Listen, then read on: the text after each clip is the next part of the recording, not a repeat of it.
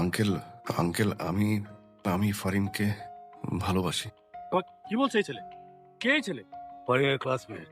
সবকিছু ঠিকঠাক, ফারিনের বিয়ে, এই ছেলে এই কথা বলার সাহস পায় কোত্থেকে? আমিও তো ভাবছি এত সাহস আসলো কোত্থেকে। এই ছেলে, তুমি আমার একটা রূপ দেখছো, আর একটা রূপ আমি তোমাকে দেখাতে চাই না। একটু আগে তোমার মুখ দিয়ে যা বলেছো তো ওখানেই শেষ করো। আরেকবার মুখ দিয়ে বের করার চেষ্টা করবে না। আরে কি সমস্যা? সরি, তখন মিথ্যে বলেছিলাম। ঈদ মোবারক। ঈদ মোবারক। কি করলেন সারাদিন? অপেক্ষা মানে মানে এই তো নামাজ পড়লাম, বন্ধুদের সাথে কথা বললাম, আর এইমাত্র বাড়িতে। আপনার প্ল্যান কি? আজকে কোনো প্ল্যান নেই, সারাদিন বাড়িতে। তবে কালকে একটা প্ল্যান আছে, আপনাদের বাড়িতে যাব। সত্যি? জি, আমি খাইয়ে দিই।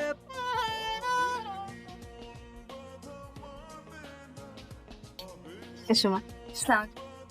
অল একা যেতে প্রবলেম হবে না? হ্যাঁ, ভালো করেছিস। নাম কি? জি, রাশেদ।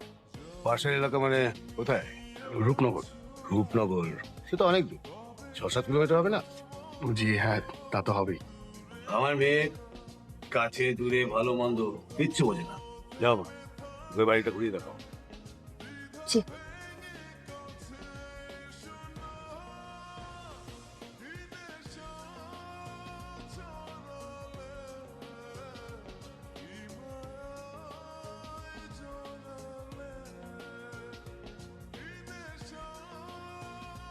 কোনো কিছুই কমতি রাখা যাবে না। হ্যাঁ, ঠিকঠাক করে করতে হবে। হলুদের প্ল্যানটা এখনই শুরু করে দাও।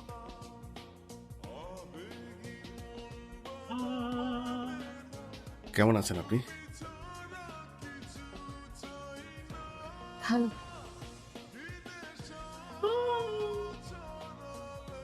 যে পরিবারের সাথে ফারিনের বিয়ে হচ্ছে, ওই পরিবারের সাথে আমাদের সম্পর্ক করাটা খুব জরুরি। সেখানে যদি তুমি কি বলতে চাইছি তুমি নিশ্চয়ই বুঝতে পারছো।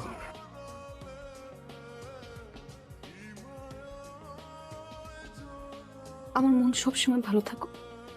যে মানুষটা চায় আমি ভালো থাকি, আমার জীবনে ভালো কিছু আসুক, সেই মানুষটাই তো আমার জীবন আসার সবচেয়ে ভালো কিছু, তাই না ভাবি? আমি বুঝতে পারছি না আমি কি বলবো।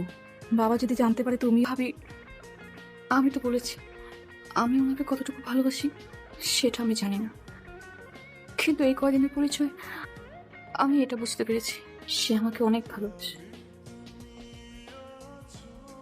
না, আপনার সাথে এই কটা দিন আমার খুব ভালো কেটেছে। আমার সবসময় মনে থাকবে, আপনিও মনে রাখবেন শুধু ভালোটা।